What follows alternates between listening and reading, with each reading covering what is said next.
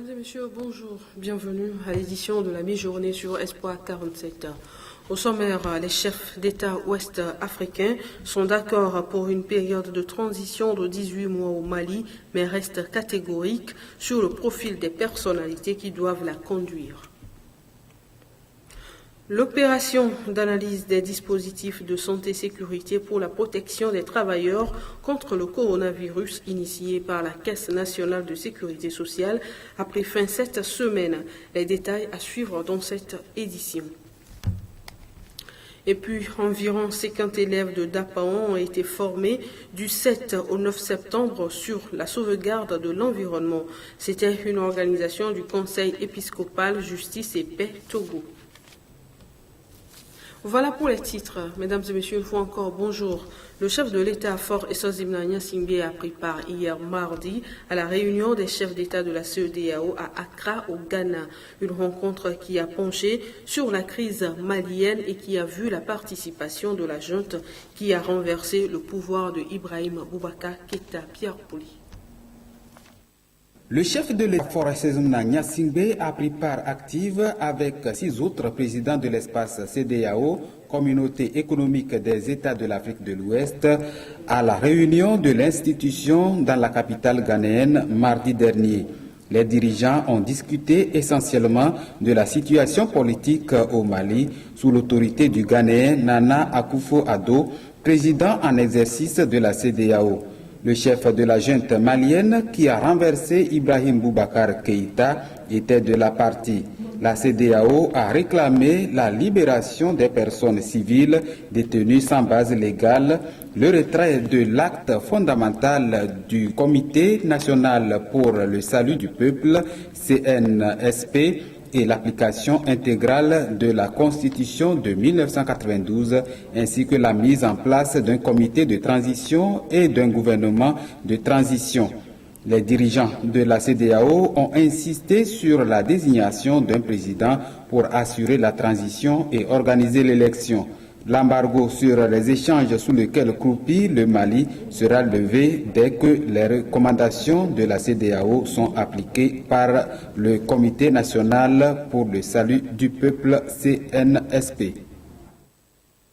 Le Conseil épiscopal Justice et Paix Togo, dans le cadre du projet Accès au droit, a formé pendant 3 jours une 50aine de jeunes élèves de Dapaon sur la sauvegarde de l'environnement.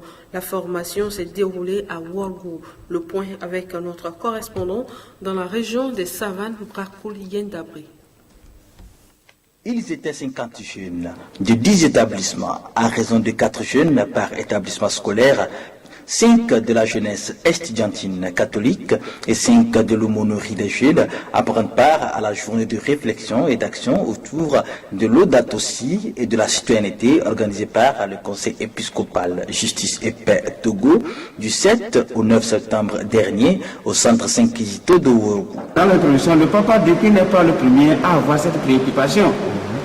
L'Église en tant que mère et éducatrice ne reste pas en marge des questions qui préoccupent la société, des questions qui préoccupent l'homme et tout l'homme. Et donc c'est par rapport à cela que le pape a donné cette encyclique-là, pour que les hommes de bonne volonté se réveillent, pour que les hommes de bonne volonté se réveillent pour lutter pour la sauvegarde de notre maison commune. Parce que le pape n'appelle pas l'environnement comme ça, il appelle ça la maison commune. Et vous-même, vous savez, quand on vit dans une cour commune même, on doit faire attention aux autres pour un vivre ensemble harmonieux, pour qu'il y ait harmonie entre ceux qui vivent dans cette cour-là. Ces 3 jours de réflexion s'inscrivent dans le cadre de la mise en œuvre du projet Accès au droit, la phase 3. Conseil épiscopal Justice et Paix du Togo a constaté que l'avenir appartient aux jeunes. Et pour un développement intégral de tout homme, il faudrait respecter les droits humains. Et donc, il y a 4 ans, nous avons initié un projet Accès au droit, phase 3. Et donc, aujourd'hui, nous sommes presque à la fin de ce projet. Et dedans, dans cette dernière phase, nous devons former les jeunes sur la protection de l'environnement. Donc c'est la motivation de cet atelier qui a rassemblé une cinquantaine de jeunes. Tournée autour de l'écologie, elle vise à amener les jeunes à se familiariser avec les notions de l'écologie, de citoyenneté entre autres. J'ai retenu que durant ces derniers jours, notre monde, notre planète souffre d'une crise existentielle qui est la crise environnementale. C'est-à-dire que tout ce qui touche à notre environnement, que ce soit les arbres, le sol, l'eau et l'air, sont pollués par l'action de l'homme. C'est la remarque que le pape François a fait et a écrit un encyclique. Donc c'est cette encyclique-là qu'on a eu à nous expliquer pendant les 3 jours de formation. On nous a donné les moyens que nous pouvons faire pour éviter la pollution et les solutions pour sortir de cette crise-là. Parce qu'il nous a été dit qu'il n'est pas trop tard pour éviter cette crise environnementale. Cet enseignement, suite à la formation, je compte sensibiliser les gens pour pouvoir arranger notre environnement en commençant par au sein de notre maison et de notre école. De retour à l'école, j'aimerais faire une sensibilisation dans mon établissement pour pouvoir planter, pour pouvoir mettre dans les dispositions des poubelles pour pouvoir jeter les ordures dedans et éviter de salir notre école. Et suite à ça, nous pouvons aussi faire la sensibilisation. Après la sensibilisation de notre école, nous pouvons sensibiliser dans les autres établissements et dans la communauté. Il faut souligner que plusieurs activités culturelles et écologiques autour de l'Audate aussi sont attendues au terme du projet.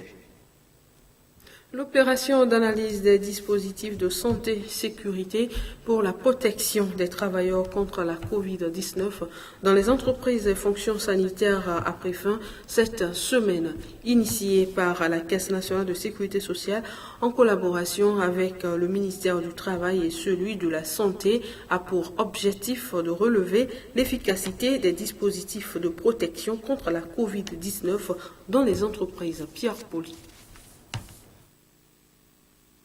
Fin cette semaine de la collecte des données des dispositifs de sécurité et santé dans les entreprises et formations sanitaires. Ce projet de la Caisse nationale de sécurité sociale, CNSS, en collaboration avec les ministères de la Santé et du Travail, met la sécurité du travailleur au centre des objectifs en cette période de lutte contre l'ennemi invisible qu'est Covid-19. Cette étude que nous sommes en train de mener concerne pas mal d'entreprises, notamment les entreprises du formel privé, des entreprises parapubliques, les entreprises du secteur informel, et, les parapublics et les services publics. Il y a eu beaucoup d'intérêt que nous avons relevé par rapport à l'étude et donc à ce jour, elles ont pu collaborer. Et nous espérons qu'elles vont continuer donc, dans cette lancée pour la réussite de l'étude. Non, in fine, c'est de pouvoir apprécier les dispositifs, puisque en réalité, même en dehors de Covid, le législateur a pu développer des dispositifs à travers la loi, le Code du travail de 2006 et le Code de sécurité sociale pour pouvoir mettre en place un dispositif en matière de sécurité santé au travail. Quand nous allons analyser les dispositifs mis en place, c'est pour déterminer vraiment si ces dispositifs sont efficaces. Donc, ces dispositifs-là, ça permet de protéger les travailleurs qui travaillent dans les entreprises parce que Covid-19 n'épargne aucune structure et comme ça, si ces mesures qu'on va identifier quelles sont les meilleures dans les différentes entreprises, donc nous allons vraiment mettre ça ensemble et faire une large diffusion au niveau de toute l'étendue du territoire pour toutes les structures, afin que les bonnes pratiques soient mises en place et que cela puisse aider à réduire la propagation de la pandémie au sein d'abord des travailleurs et aussi en même temps ça va protéger les familles des travailleurs et c'est l'ensemble de la population qui va bénéficier de cette analyse des dispositifs mis en place dans les entreprises. Donc les objectifs de ce projet, c'est de se rendre au niveau des entreprises Pour cela, nous avons choisi 100 entreprises, donc, dont 10% des entreprises viennent du secteur public, 20% viennent du secteur informel et 70% des entreprises du secteur formel, dans l'intention de voir les bonnes pratiques dans ces différentes entreprises afin de documenter les bonnes pratiques et constituer un document qui sera valable pour les autres entreprises qui auront des mesures insuffisantes. Et dans ce sens, la Caisse ne travaille pas seule, elle est accompagnée par le ministère du Travail et le ministère de la Santé, avec l'appui du partenaire technique et financier qui est le BIT, sur ce projet, afin de voir vraiment les bonnes pratiques pour documenter ces bonnes pratiques. Le comité scientifique et technique mis en place par le projet a procédé à l'analyse des dispositifs de santé et sécurité dans les entreprises publiques et parapubliques ainsi que dans les formations sanitaires. Il faut dire que ce projet renforcera l'un des axes du plan de riposte élaboré par le gouvernement et relatif à la prévention, contrôle de l'infection et la sécurité santé au travail. Par rapport à la limitation de la propagation de la maladie, vous savez que le gouvernement a édicté des mesures sanitaires, des mesures barrières. Alors, une des composantes de ce projet, c'est de vérifier si le dispositif édicté est en place dans les entreprises et aussi dans les formations sanitaires. Donc, ce projet va venir, on va faire le diagnostic, faire la photographie. Ce qui a marché, on va renforcer. Ce qui n'a pas marché, on agit pour améliorer. Ce projet vise également à appeler la population à ne pas baisser la garde, mais à persévérer plutôt dans la pratique des mesures de prévention de la pandémie. Plus de 100 000 doses de vaccins antirabiques pour la campagne de lutte contre la rage canine. C'est l'information donnée le 11 septembre dernier à Niamtougou par le ministre en charge de la production animale lors du lancement de la campagne de vaccination. Les animaux concernés sont les chiens, les chats et les singes domestiques. Le gouvernement togolais, à travers le ministère de l'Agriculture, de la Production animale et halieutique, a lancé une vaste campagne de lutte contre la rage canine depuis le 11 septembre 2020 à Niamtougou, dans la préfecture de Doufelgou. Il s'agit non seulement de vacciner les animaux de compagnie, notamment les chiens, les chats et les singes domestiques, mais aussi de sensibiliser la population sur le danger que représente la rage en général et la rage canine en particulier et sur la nécessité de la vaccination.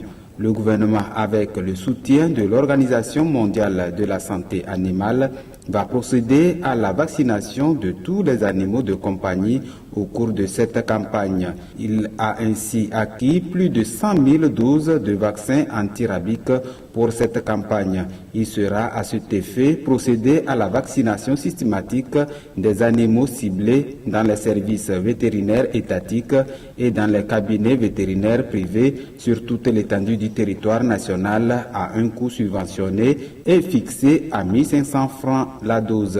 L'objectif est d'éradiquer la rage d'ici 2030 au Togo. La vaccination massive des chiens, des chats et des singes domestiques dans les zones à risque s'avère être la solution la plus économique et la plus efficace à long terme. J'inviterai beaucoup plus aux propriétaires des animaux d'être beaucoup plus proches de leurs animaux, de leurs chiens, pour faciliter la tâche aux vétérinaires. Ça, c'est très important. Il faut une très bonne collaboration. Et je dirais également que vraiment, il faut un amour pour avoir un chien. Quand on n'a pas de l'amour pour le chien, c'est pas la peine de le prendre, de le domestiquer. Parce que le chien ne parle pas. Si vous ne lui donnez pas à manger, il est là, il va souffrir. Donc il faut avoir de l'amour pour être de temps en temps à côté de son chien, pour le soigner, pour le protéger, pour une meilleure alimentation, pour une meilleure éducation. Et cela faciliterait l'approche du vétérinaire à côté de votre chien. Des campagnes de sensibilisation sur la rage adaptées aux contextes locaux sont essentielles pour responsabiliser les propriétaires des animaux de compagnie. Il s'agit notamment de vacciner ces animaux de compagnie contre le virus, de diminuer les risques de contamination et d'informer la population à s'adresser aux services techniques compétents pour les mesures à prendre en cas de morsure.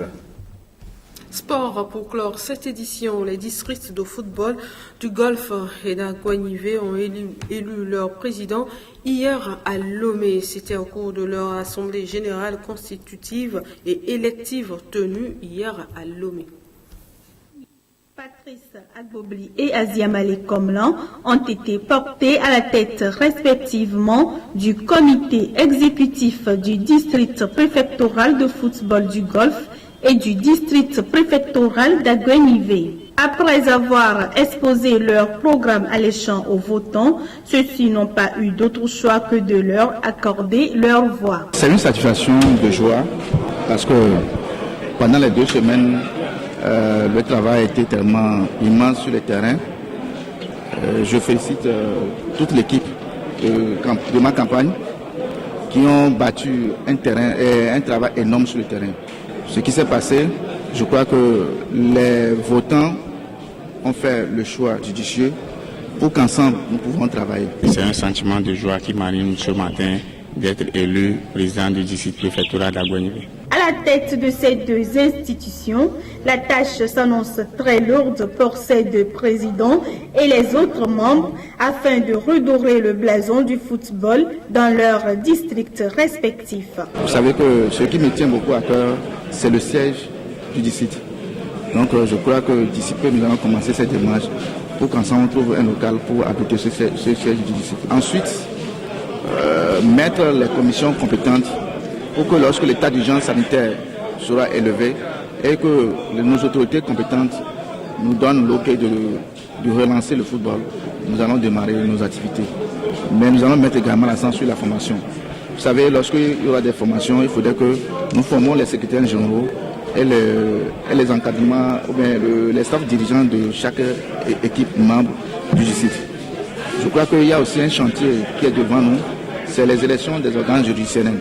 En accord avec la fédération et la ligue, nous allons voir quel jour nous allons choisir pour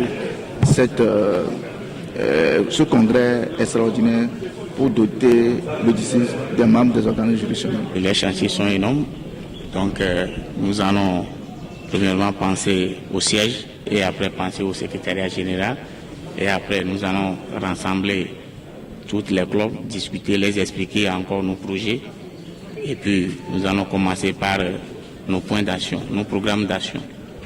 On va lancer une compétition de relance pour débuter l'activité si la fédération nous donne le hockey.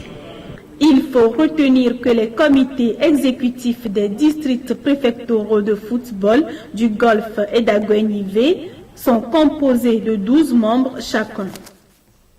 C'est sur ce reportage de Eninam Ayam que se referme cette édition. Merci à vous tous de l'avoir suivi. Les programmes continuent sur votre chaîne de proximité.